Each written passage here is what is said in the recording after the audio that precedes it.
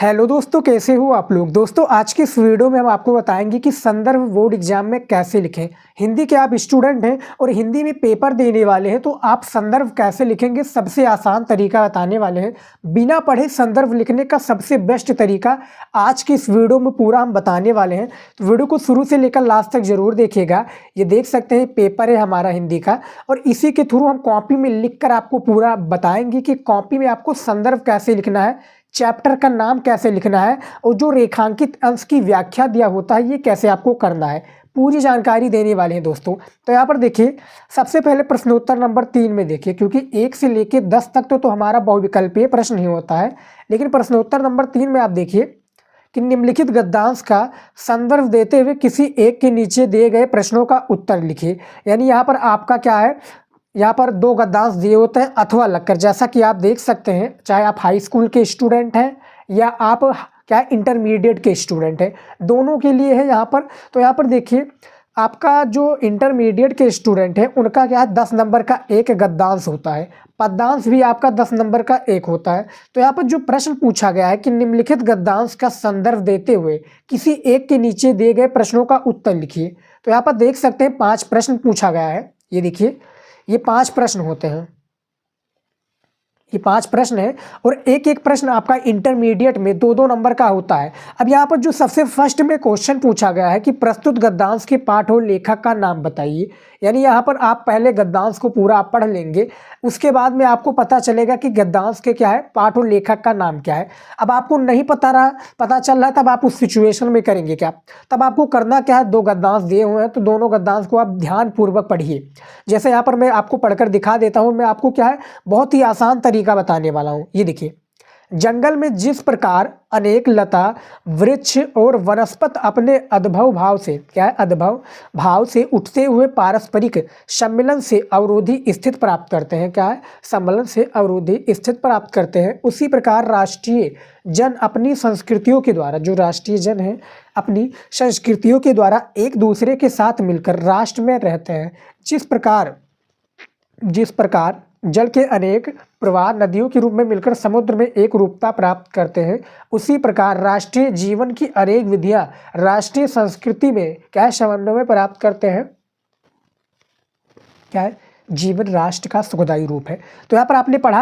अब यहाँ पर देखिए क्या है, अनेक लता वृक्ष और वनस्पति। तो आपने जो फर्स्ट चैप्टर है इंटरमीडिएट यानी क्लास 12 हिंदी का, राष्ट्र के स्वरूप उसी चैप्टर से लिया गया है, क्योंकि यहाँ पर भैया क्या है, राष्ट्र की बात हो रही है। फिर राष्ट्र यहाँ पर देखिए बार बार राष्ट्र आ रहा है, राष्ट्रीय आ रहा है, वृक्ष लता अनेक, ये सारी चीज़ें आ रहा है। तो आपका फर्स्ट चैप्टर है। अब आपका यहाँ पर देखिए संदर्भ कैसे कॉपी में लिखना है, क्योंकि हमारा पहला प्रश्न तो हमने पता चल गया कि राष्ट्र के स्वरूप से लिया गया है, और इसके जो लेखक है कौन है, वासुदेव शरण अग्रवाल जी। अब कॉपी में कैसे लिखेंगे, ये देखिए, यहाँ पर सबसे पहले आपको प्रश्नोत्तर नंबर 3 हेडिंग डालना है बोर्ड एग्जाम की कॉपी में। ऐसे ही आपको एज इट इज सेम इसी प्रकार से लिखना है दोस्तों।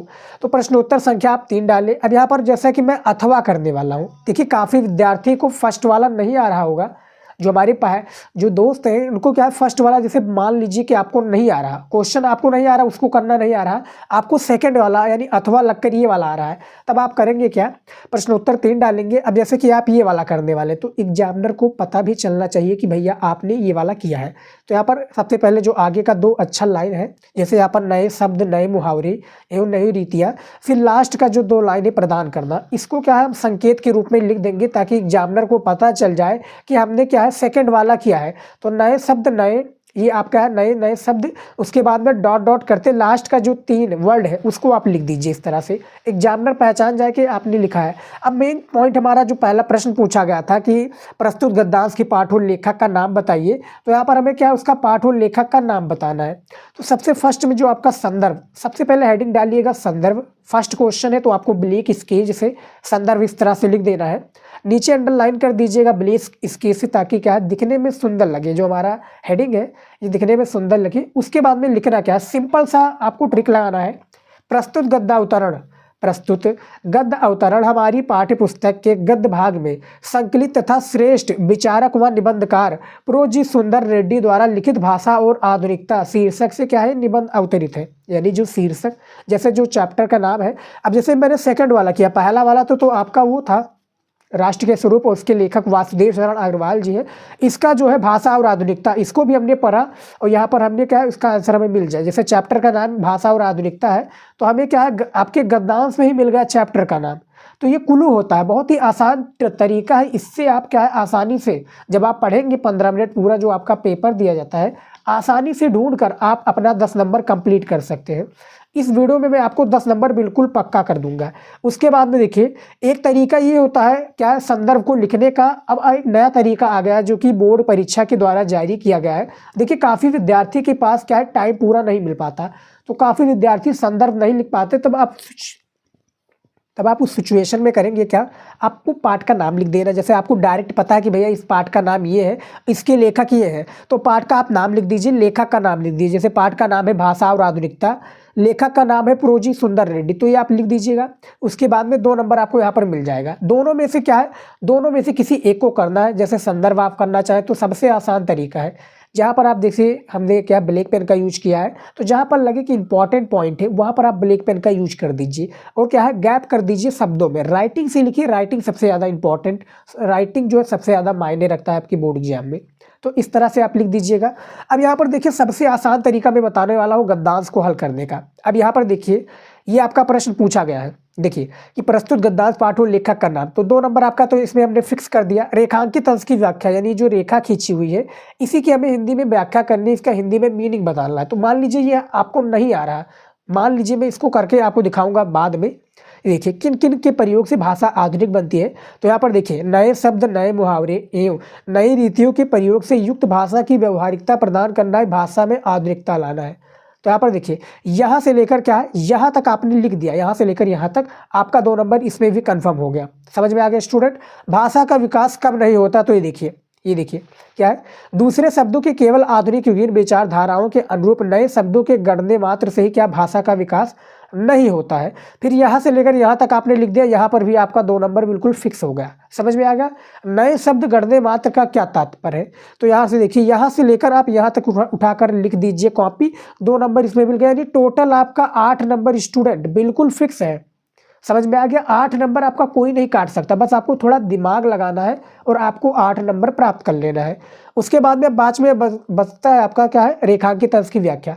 तो आप करेंगे क्या, जो रेखा यहाँ पर यहाँ से लेकर यहाँ तक खींची गई है, आप इसको उठाकर आपको मान लीजिए नहीं आ रहा तब आप उसको लिख लीजिए। जिन भी विद्यार्थी को आता है वो पूरा लिखेंगे, लेकिन जिनको नहीं आता है यहाँ से उठाकर यहाँ तक लिख देंगे। 1 नंबर तो आपका फिक्स है, क्योंकि आपने लिखा है, मेहनत किया है, तो आपको 1 नंबर एग्जामिनर दे देगा। सबसे बेस्ट तरीका है और आज तक किसी ने आपको ऐसा नहीं बताया होगा जैसा कि हमने बताया है। 9 नंबर आपका कहीं नहीं गया है, याद रखिएगा। राइटिंग से आप लिखेंगे तो 10 में 10 आप पूरा लेकर आएंगे गद्यांश में।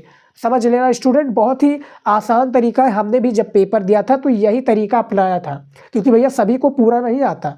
समझ में आ गया। बस आपको चैप्टर का नाम पता होना चाहिए, नहीं पता होता है पूरा गद्यांश को पढ़ेंगे आसानी से पता चल जाएगा। समझ में आ गया। यहाँ पर देखिए, यहाँ पर देख लीजिए अब हमारा आ चुका है पद्यांश। देखिए पद्यांश का संदर्भ कैसे लिखेंगे। सबसे पहले आप पेपर को देखिए, पेपर ये आपका दिया हुआ है। यहाँ पर पेपर में देखेंगे कि प्रस्तुत क्या है, यहाँ पर देखिए पद्यांश पर आधारित निम्नलिखित प्रश्नों के उत्तर दीजिए। सेम जिस तरह से आपका गद्यांश था सेम इसी प्रकार से आपका क्या है पद्यांश से, बस चेंज है कवि और लेखक में। समझ में आ गया। यहाँ पर देखिए 5 आपका ये प्रश्न दिया हुआ है, 2-2 नंबर का आपका प्रत्येक प्रश्न है, 5 दूनी 10 यानी 10 नंबर का आपका ये पद्यांश भी है।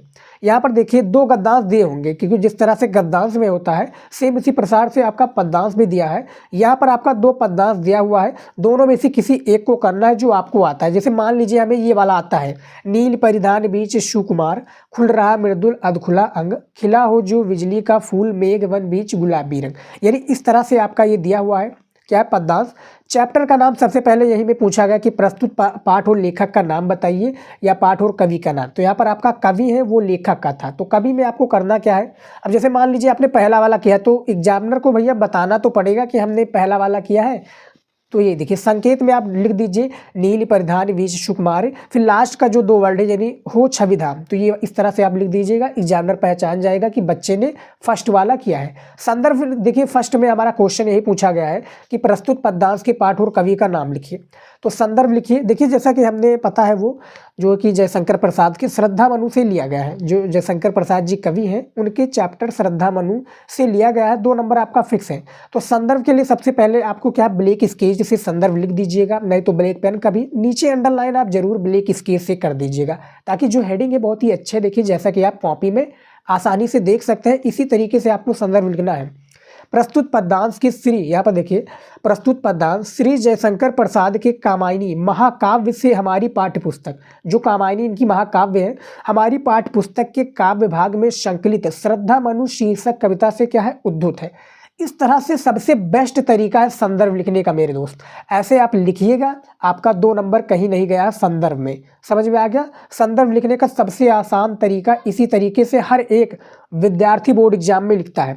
2 नंबर आपको यहाँ पर मिल जाएगा। जैसा कि हमने और भी बताया था कि संदर्भ, जैसे कि आप मान लीजिए इस तरह से नहीं करना चाहते, आपको ये नहीं पसंद आ रहा, तब आप क्या कर दीजिएगा, आप पूरा चैप्टर का नाम, जैसे कि शीर्षक का नाम लिख दीजिएगा, कवि का नाम लिख दीजिएगा, 2 नंबर वहाँ पर भी एग्जामिनर आपको दे देगा।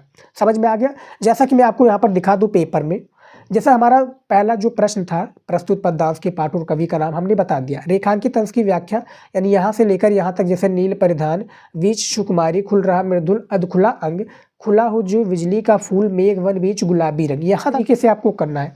फिर रेखांकित अंश की व्याख्या दिया हुआ, ये आपको कर लेना है। और जो बाकी जो आपका 3 प्रश्न होगा इसी से रिलेटेड होगा, यानी इसी पद्यांश से आपको जुड़ा होगा, इसी में से इसका आंसर देना होगा। किसी एक को करना, 10 नंबर आपका फिक्स है। तो इस तरह से आपको क्या संदर्भ लिखना है, जिस तरह से हमने बताया है। कॉपी में सेम इसी तरीके से लिखिएगा और 10 नंबर अपना प्राप्त कर लीजिएगा।